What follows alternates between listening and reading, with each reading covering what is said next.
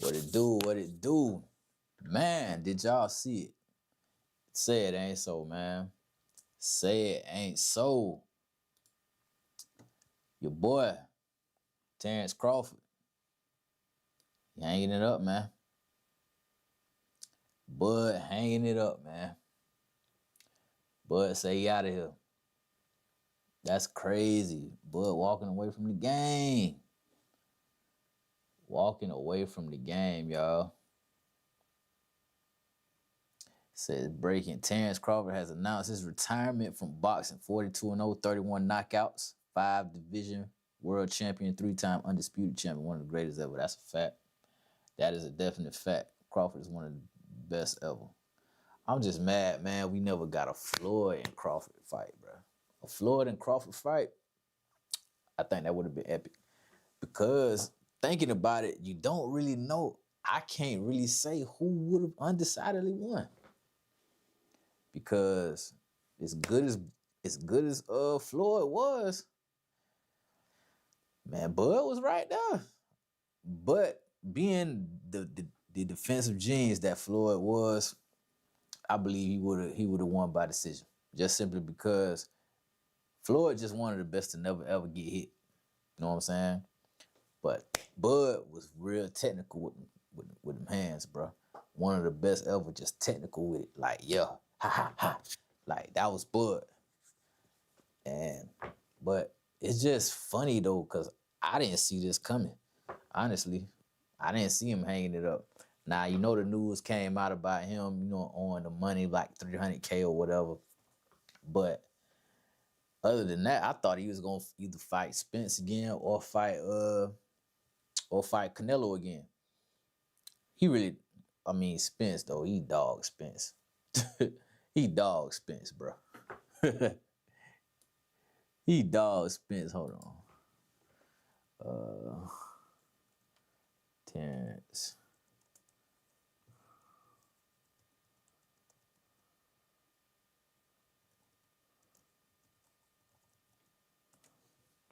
He dogged him, bro.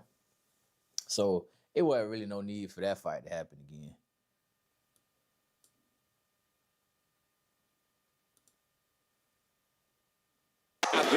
The uppercut. And the count.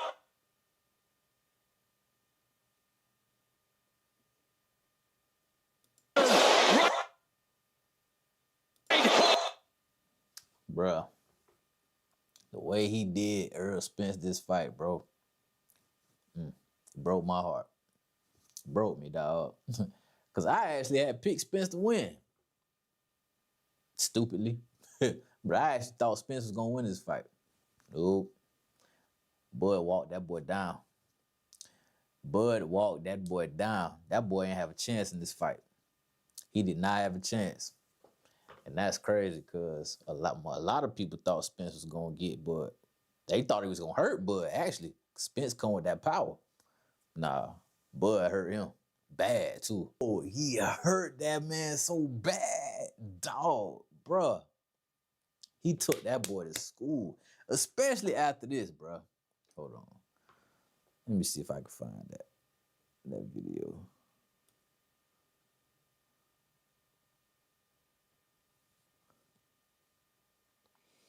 Well, years ago, but that didn't age well. When he said, well, Earl just knew he was gonna hurt Bud. And nah. That man, he dog Spence. Was able to land that straight left jab. That was the first knockdown.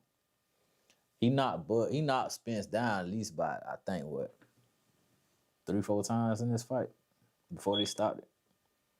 Yeah, like he dogged Spence bad. Oh, this it right here. This it right here.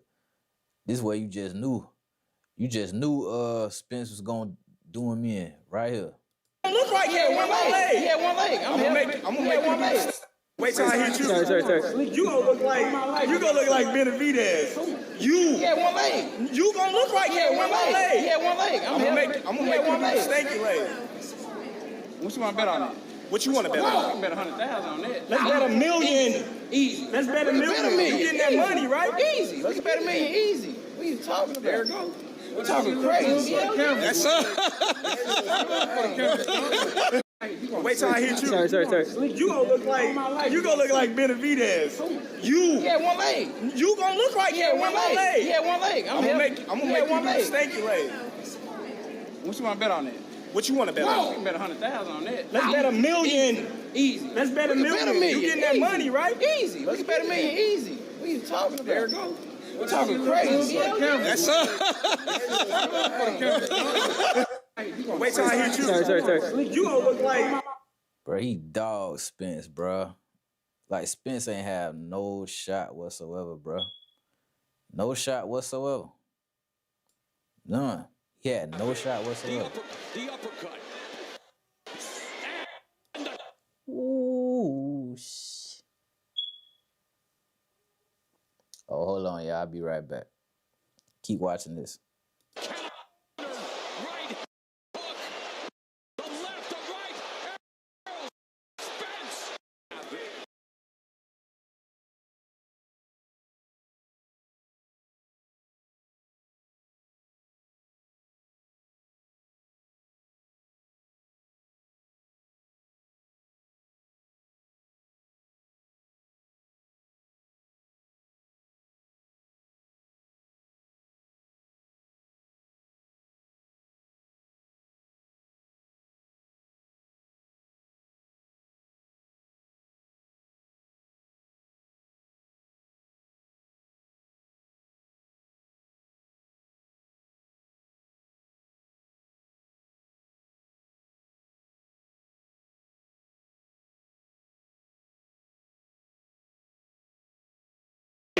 I think it's more than no nonsense.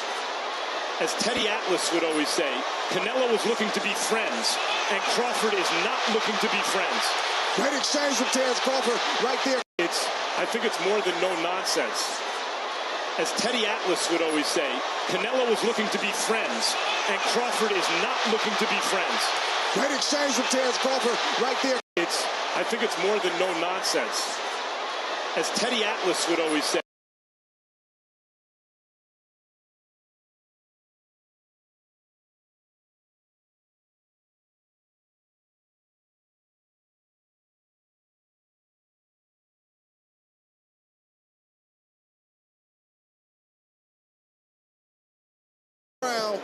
And got his respect from Canelo Alvarez. That's the range that everybody said he can't fight in. Everybody said that he has to fight the perfect fight, and he can't allow Canelo Alvarez to touch his chin at all. He's been hit, he's took it well, and he's given just as much, and in many cases, more than what he's taken in certain moment where Terrence Crawford stood his ground and got his respect from Canelo Alvarez. That's the range that everybody said he can't fight in.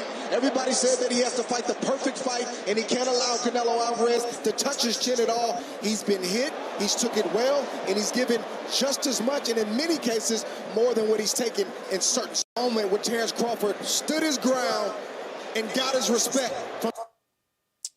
That's crazy, man. Bud retiring. Come on, Bud. You got to give us one more super fight before you get out of here, bruh. Not walking away right now.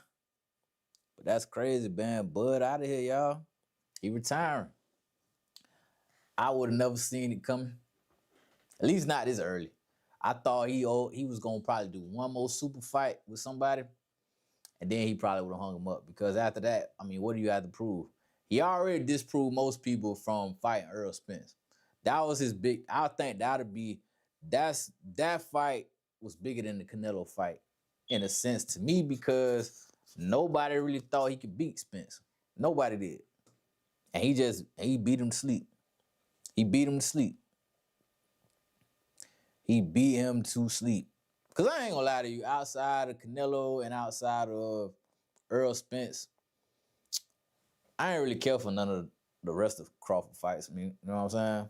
Because those two fights of his were the biggest of his career, the last two. The ones he got after that, I mean, before that, like, they was cool or whatnot, you know what I mean? But the two biggest fights, the ones that paid him, it was these two, Canelo and Earl Spence. Definitely the Canelo fight obviously paid him the most money because he had to move up in weight because of who he fought and the draw that it brung.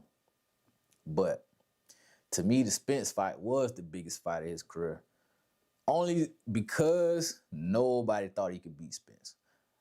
I picked him to beat Canelo. I mean, come on, bro. You think he's gonna really lose to Canelo? Let's be for real here. And now Canelo can fight, but come on, man. Bud wasn't finna lose no Canelo. But him retiring right now, that's just crazy. Like, I wonder what made him retire. Got my son here with me, y'all. He just woke up from his nap. Crawford.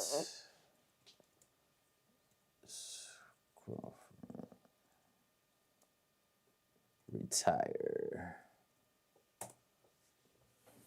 I wonder if it had anything to do with the money that money they said he owed.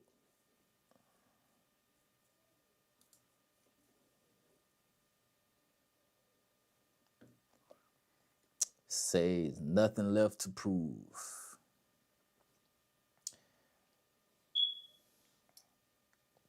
Said the announcement came 3 months after Crawford became the only boxer in the 4-belt era to become an undisputed champion in 3 weight classes, accomplishing the feat when he defeated Canelo Alvarez for the undisputed middleweight championship in September. Crawford posted on social media he was walking away as a great with nothing else to prove. I'm stepping away from the competition, not because I'm done fighting, but because I've won a different kind of battle. The one where you walk away on your own terms. Crawford said on his YouTube channel, "This isn't goodbye. This is the end of one fight and the beginning of another. Yeah, I gave this sport every breath I had, every scar, every triumph, every ounce of my heart. I made peace with what's next. And now it's time. Thank you." I get it. I mean, because when you think about it, he beat everybody that they put in front of him. You know what I'm saying? I just wish him and Floyd could have fought. If him and Floyd would have fought, I think that would have been one for the ages. For sure. Say Crawford third retires with a 42-0 record, 31 wins, coming by knockout. In addition to being undisputed at super middleweight, he became undisputed in the welterweight division when he defeated Errol Spence by knockout on July 2023, and was undisputed champion of the junior underweight welterweight division when he stopped Julius Indigo in August 2017. See, I don't even know who that is. I never heard of that guy. That's why I say Terrence Crawford, 2 most meaningful fights, it was the last 2 he had versus Errol Spence and Canelo Alvarez. The rest of them before that really don't even matter, bro, because I couldn't even tell you the last people he fought before them. I couldn't tell you. I'm gonna just be real. I couldn't tell you. I know one on was Sean Porter. Everybody fought Sean Porter though. And he lost to just about the biggest fighters he lost to. But like I say, bro, other than these last 2 fights Bud had, those were the 2 most meaningful. 2 most meaningful. Dang, that's crazy though. That's crazy. He retiring right now.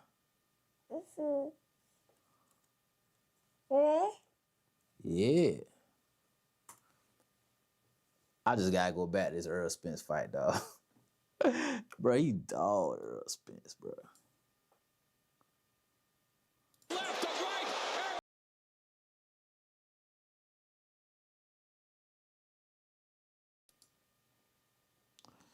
Hey, shout out to Bud, man.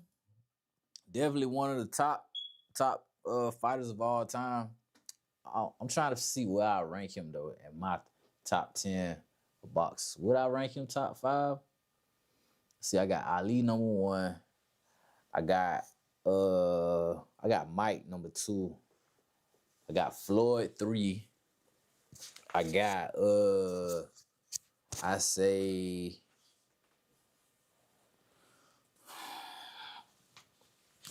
think I got Sugar Ray 4. Go ahead. I don't know. I say maybe in between that 5 and 8 range, top 10 all the time. Because he did go undefeated. Now he knocked down whoever you put in front of him. That you gotta say he definitely did that. He knocked down whoever you put in front of him. That's the most definite. So let's see who else. So yeah, shout out to Bud, man. Bro went out on his own terms. You know what I'm saying?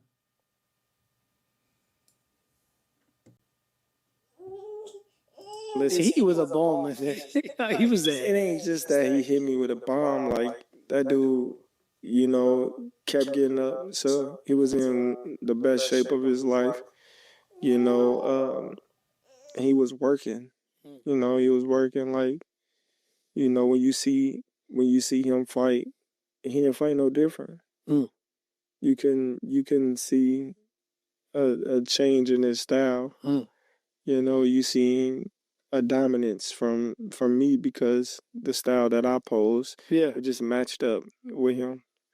You know, I don't think any other regular person could have did what I did to him at the time. Styles just make fights, and that was just my time and my moment. And you hear a lot of people say, "Oh, what an accident!" I don't want to watch that. That's what I'm saying. I say, man, listen. He was a bomb. He was there. It ain't just that he hit me with a bomb. Like, that dude, you know, kept getting up. So he was in the best shape of his life.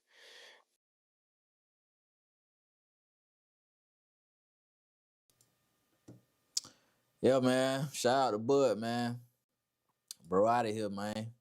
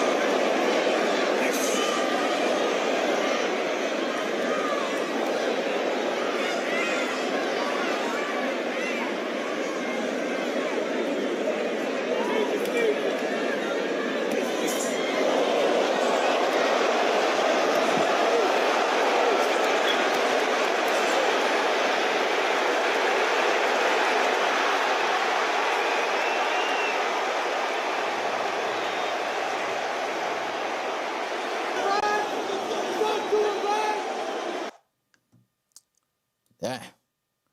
Bro, he beat Bud to sleep. I mean, he beat Spence to sleep. Sorry, he did. He beat Spence to sleep, man.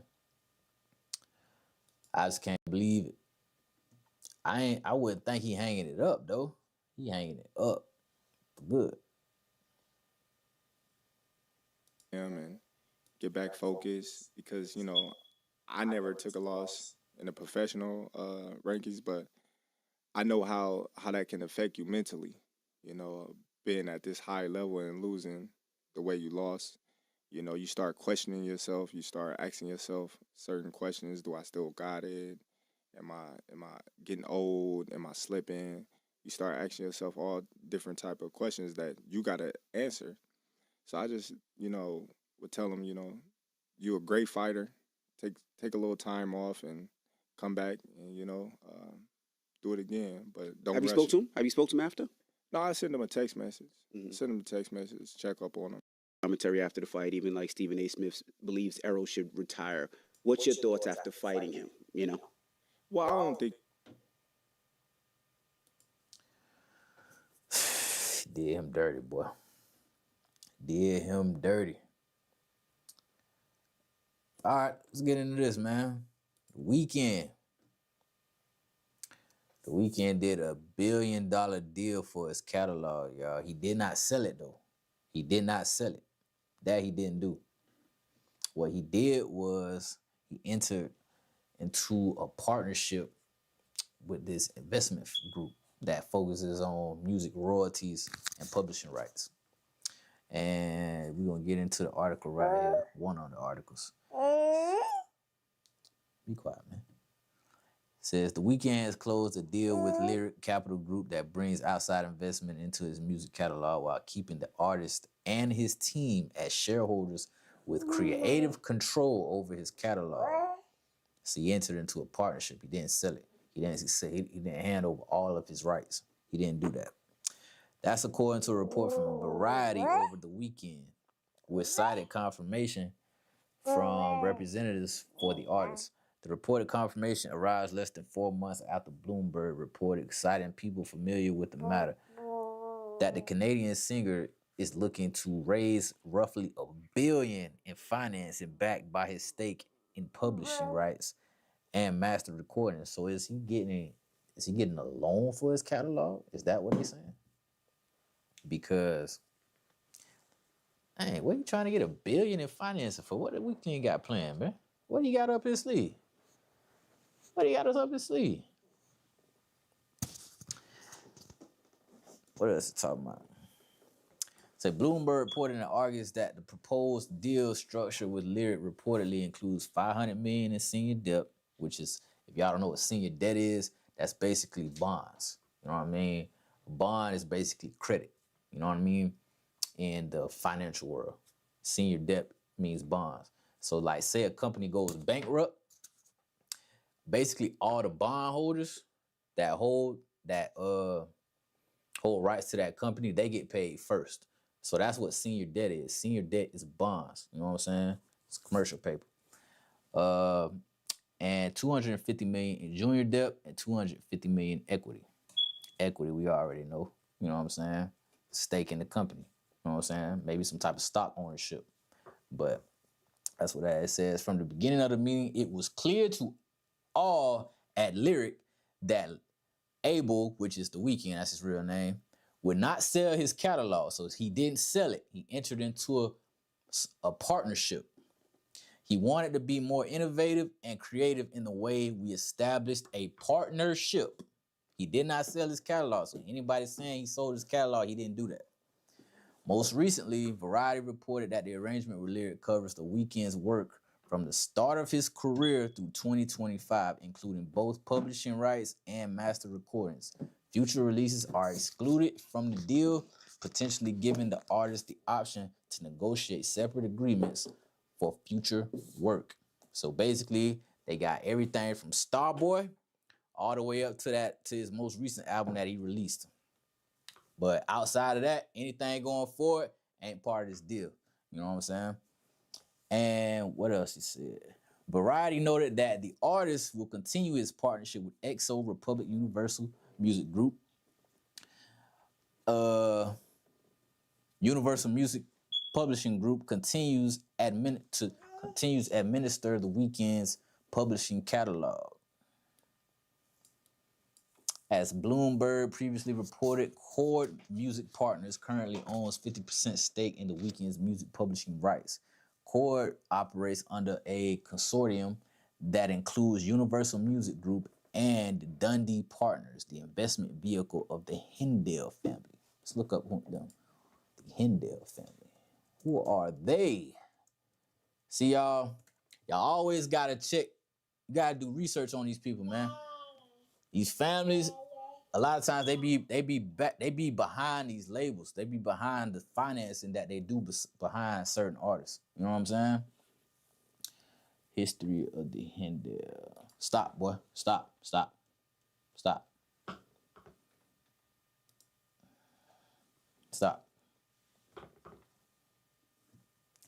Hindell.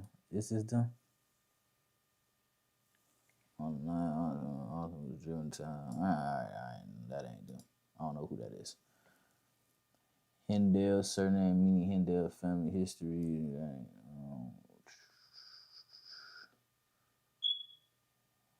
All right. So I don't know who them people is, but that's who that is. So, where was that?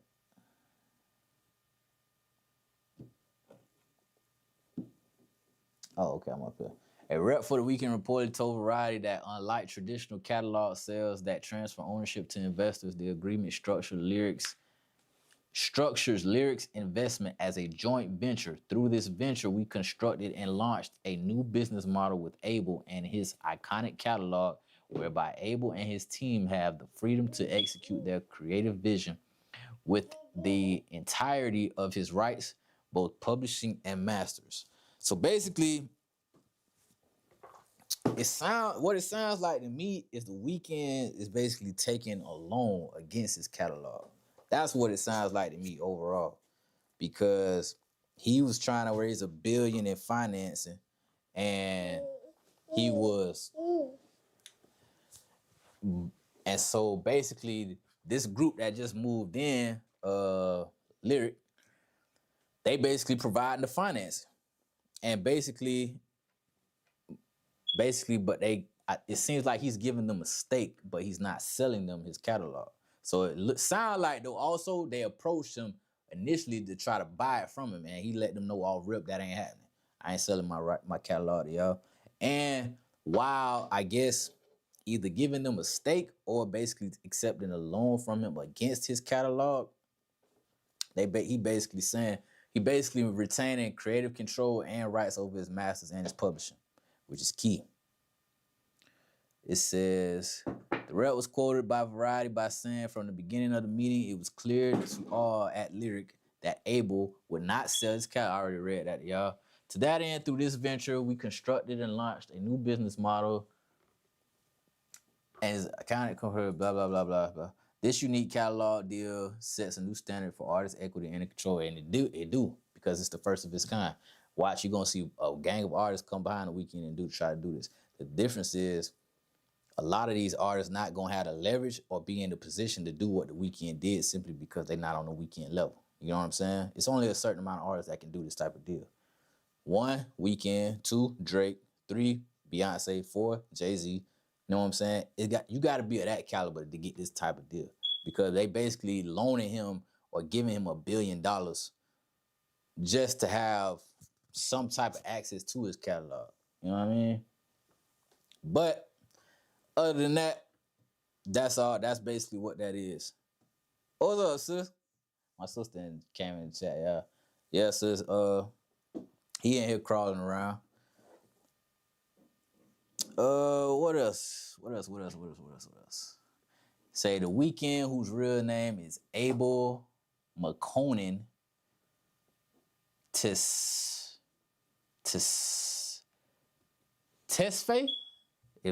I don't know if I'm saying that right, but that man got a weird name. Has attracted over 120 million monthly listeners on Spotify in 2023. His track Blinding Light surpassed Ed Sheeran's Shape of You to become Spotify's most streamed track. Yeah, blah, blah, blah. Lyric Capital owns Spirit Music Group, which controls publishing catalogs from artists including Tim McGraw, Jason Aldean, and Ingrid Michaelson. Lyric completed fundraising for its second music royalty fund with approximately $800 million in commitments in 2023. It's crazy because you starting to see. Appreciate that, sis. It's crazy because you're not starting to see a lot of people that a lot of investment firms, they start to invest into a lot of artists. Like they gotta move capital, y'all, because the stock market be up and down. So basically, you know what I'm saying, they gotta get returns somehow. And come back in here. One of the easiest ways that they see is to basically invest in the catalog of artists. Specific artists, though, not just any artist, obviously, that they can get a return on. And this is one of the ways. What else about this article that we need to see? That's basically it, y'all, for that. But yeah, more details will probably come out later on. But like I say, you gonna see other artists try to come do this, but they ain't gonna have the leverage. They not gonna be in a position to do it simply because they not of the Weeknd's caliber. What's up? Come here. They not of the Weeknd's caliber, and they not on his level. You know what I'm saying? So basically, what that's saying is, when they gonna get laughed out of the room. Honestly, that's what's gonna happen. Certain artists gonna come in and try to get the same deal the Weeknd got, and they gonna get laughed out of the room simply because their catalog just ain't worth it. It just ain't. But yeah, shout out to the Weeknd, man. Let's go to. I gotta tell y'all about T.I., man. T.I. said he feels church is fake. Let's see if we can find that clip. He says it's fake and he has no connection to it whatsoever. He feel like it's a business just like everybody, just like any other business. He feel like, you know what I'm saying, it be all for show. And yeah, here we go, right? Sure. Public speaking, just like you get like a TED talk, if and a lot of. Let's restart it. I've never been like a church person. You know what I'm saying? I grew up in a house with a strong, praying, tambourine bumping grandmama. You know what I'm saying? My auntie, strong, very, very strong in prayer. So I know how to pray and I know the word. You know what I'm saying? I know God is real and I've seen the presence in the hand that he's had in my life personally. Nobody ain't got to tell me that. But I just ain't never felt the connection with church. Why? Man, I don't know. It just ain't. To be honest with you, I don't think it real. You know what I'm saying? I think that it's a business just like anything else, and it's a show just like anything else. You know what I mean? Just like you go to Broadway, you see a show. I feel like it's just like somebody standing up and public speaking, just like you get like a TED talk. And a lot of times they be putting a lot of cap on it. And when I say cap, I'm saying cap in their actions. The word is the word, but sometimes they try and twist the word, make the word mean something, that will be personally benefiting to them, and not necessarily what the word mean, as its purpose. And that to me, because if you think about it, the only times when you read the word, anybody know the word, and you study the life of Jesus Christ, the only time you really saw Jesus Christ lose his temper was in the church. And he went to the church and seen what was going on in the church, seeing how the church people were handling the word of God and what they were doing to manipulate it, to personally benefit, from the word of God. That's when Jesus got mad, flipping table. That's when he flipped the table. Yeah, flipping table. You know what I'm saying? And you had Jesus out here like he don't love hip hop. You know what I'm saying? So Tip saying, man, he never truly felt the connection with church. I guess what he's really trying to say, he's never felt the connection that other people get that they feel out of church. And my thing, what I would say to Tip is, bro, you just was going to the wrong church, honestly. Cause there's plenty of churches out there where you truly feel the spirit, you truly feel the anointing. You know what I mean? But he right in the sense where a lot of churches are businesses. A lot of preachers do be scamming. You know what I'm saying? A lot of preachers do be get up there and preach the word and then want it to mean something else that it really don't mean. He got a point in that. You know what I'm saying? But I will say in a sense though, every church is not like that. Every church's aim is not business. You know what I'm saying? But in a sense of, all churches do, they gotta keep the lights on some type of way. So, but that should never be the focus. You know what I'm saying? The focus, first and foremost, should always trying to lead souls to Christ. First and foremost.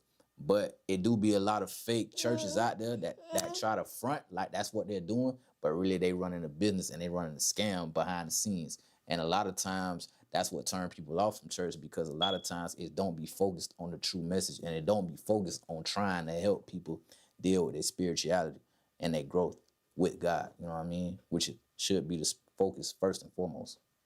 You know what I mean?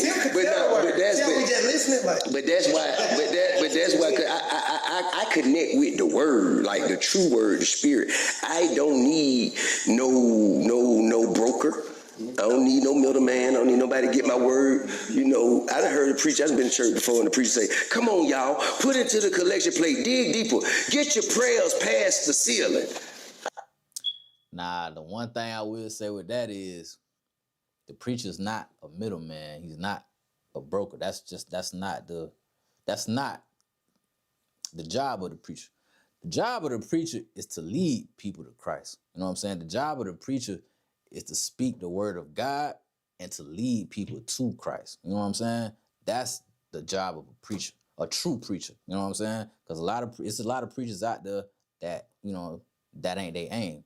A lot of preachers' aim out there be to have a mega church, to make a lot of money off people in the mega church, to sell people on a dream, to gaslight them. You know what I'm saying? But they real focus ain't that. So that's I disagree with Tip on that. You know what I'm saying? Because the job of the preacher's not a middleman. That's just not true. he just has a misunderstanding of the job of a preacher, in my opinion. I say, hold up, wait a minute. Y'all telling me I got to pay this joker, you know what I'm saying, for my God to hear my prayer? Man, I'm out of here. You know what I'm saying? No, like, that's unfortunate. Like those moments are unfortunate. I mean, they are. And Kurt been catching a lot of heat, bruh. And I get why. Because you just letting people come up there and pop it, bro, without kind of trying to give them any type of correction, trying to get them any type of pushback on certain stuff they say. That's why Kurt be catching hell the way he do, bro. Because you just let people come up there and pop it, bro, and don't really be knowing what they truly speaking on. Like Kurt, you gotta do better, my brother.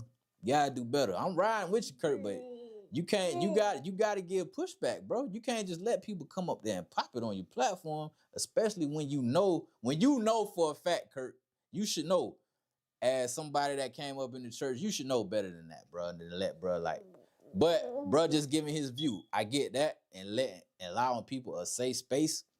But at the same time, you gotta provide pushback, man. You gotta challenge people sometimes. And I'm not, and I don't put that. I don't put that on the entire, because I think for the most part, there are people who are strong, church-going, yes, God-fearing people that go to church with the intention of serving and praising God. Yes. However, I think there's some leadership. There's enough leadership. There's enough people in enough positions that understand that there is ways to manipulate this word to personally benefit.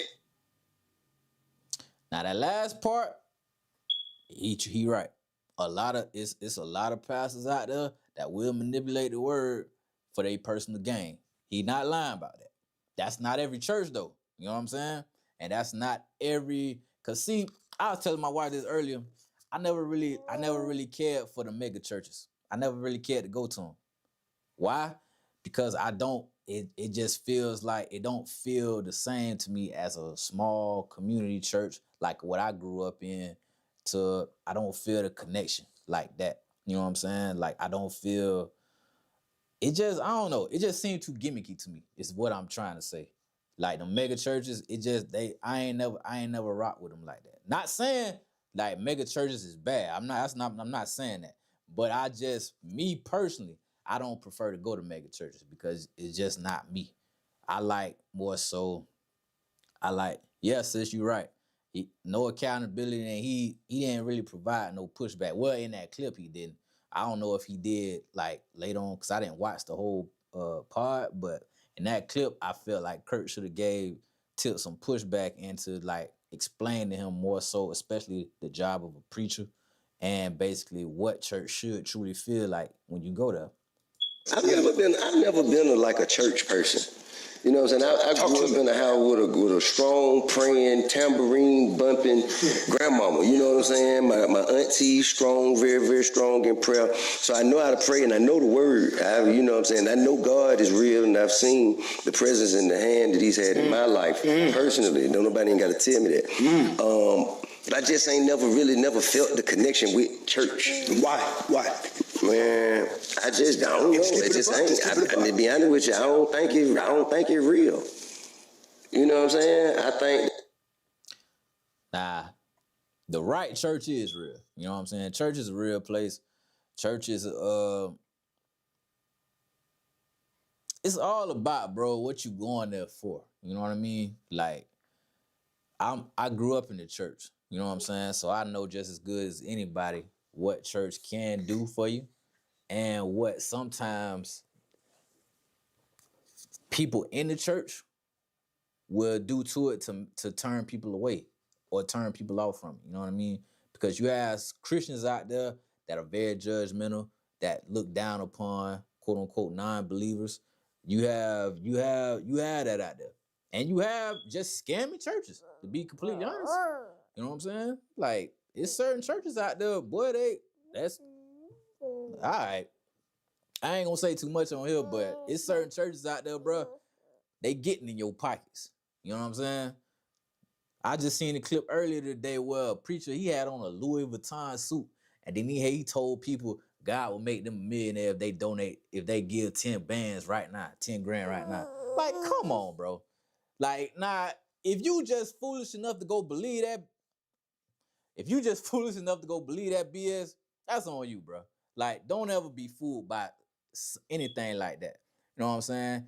Ain't no true pastor gonna sit up there and tell you some nonsense like that. They not, bro. Because that's just fool's gold, bro. Like, that's just a scamming. Oh man, that's just a scamming pastor who just looking to line his own pockets. Don't ever believe that. Ever. It's a business just like anything else, and it's a show just like anything else. You know what I mean? Just like. Nah, a show. The right church won't be a show. You know what I'm saying? Like, the right show will be basically just, you know what I'm saying, a praise. Like, just praise and worship. And then you got the word of God, obviously. If it's starting to feel more like a show, it's not true church, in my opinion. Like, if I feel like I'm at a show when I'm at a church, I'm not getting what I truly came here for. You know what I'm saying? In my opinion, I'm not. But I believe the better churches are the small community churches that really, really hone in on, you know what I'm saying, focusing on God first. You know what I'm saying? And giving God the praise and leading people to God. You know what I'm saying? But you got a lot of churches out there that's business minded first. They all about giving the offering. They all about, you know what I'm saying, making you put the most in the pot, but which that should never be the focus, ever. But hey, man, shout out to Tip. You know, bro was giving his honest opinion, and you can't hate on him for that. That's just what he feeling, and everybody experience with church is different. Ain't nobody got the same experience, so you know, maybe later on at some point, maybe he'll have a change of heart. Maybe a church will reach out to him and show him what it's truly supposed to feel like.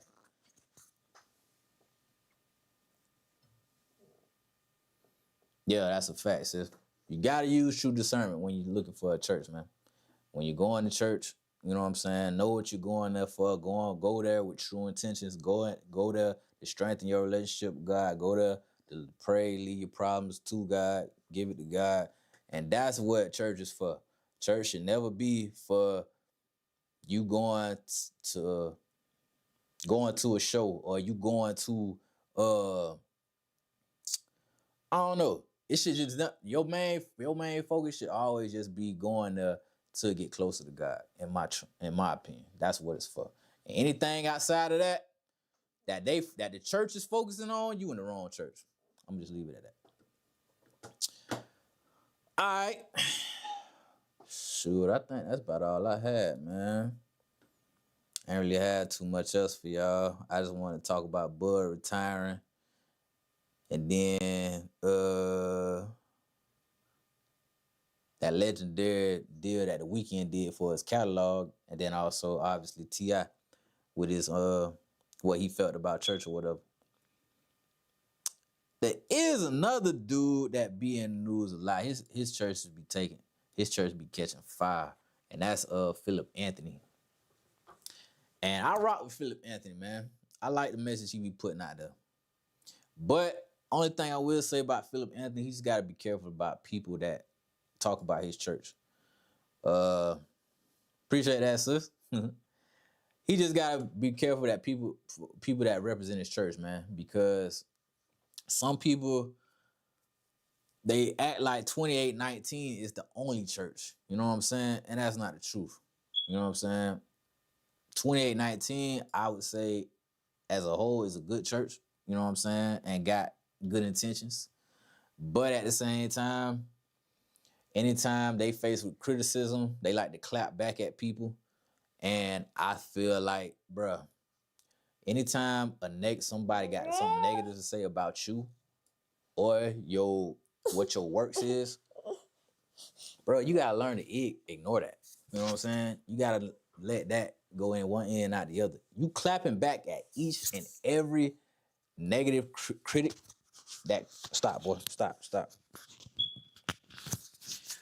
You clapping back at every negative critic that comes for you or your church, that's not gonna help nothing, bro. And I'm not saying he be clapping back, but people that that either go to the church or represent him that's on his staff, they clap back. And what I'm trying to tell them people is, look, focus on the people that's here, focus on the people, focus on the message that we trying to do, that we trying to show people, and block out the noise. Don't let the ignorance, man, get to you. Don't let, cause the bigger you get, the more people gonna come for you. That's just a fact. That's just a fact in life. The bigger you get, the more people gonna come for you. And that's just what you gotta be ready for. But you gotta know how to egg them people and let it go in one and out the other. Man, don't ever let people get you out of character. Don't let people, you know what I'm saying? Sometimes the hate, sometimes it can get too loud. Sometimes it can get too, you know what I'm saying? It can get stressful. But you gotta learn to block that out, because anytime you give a hater any type of fuel to keep responding and keep coming for you, they gonna keep doing that. They gonna keep doing that every single time. So I tell y'all and anybody else, block out the noise, bro. If you got haters, you doing something right. But that don't mean you out there to respond to them. Your haters is your marketing team, bro. Free promo every single time. So don't ever let them get to you like that. You know what I'm saying? Block out the noise, bro. Just keep working. That's all you gotta do. Let them watch you keep shining. Let them watch you get bigger and bigger. You know what I'm saying? That's what you gotta focus on. But hey, man, I got to tend to my son. I love y'all, man. Appreciate y'all for tapping in with me. Make sure you go follow me on all platforms. Welcome Family Hustle. Same name across the board. YouTube, Twitch, Twitter, Instagram, TikTok, all that. But I love y'all, man. Be safe, be blessed. And it's your boy, Welcome Family Hustle. I'm out.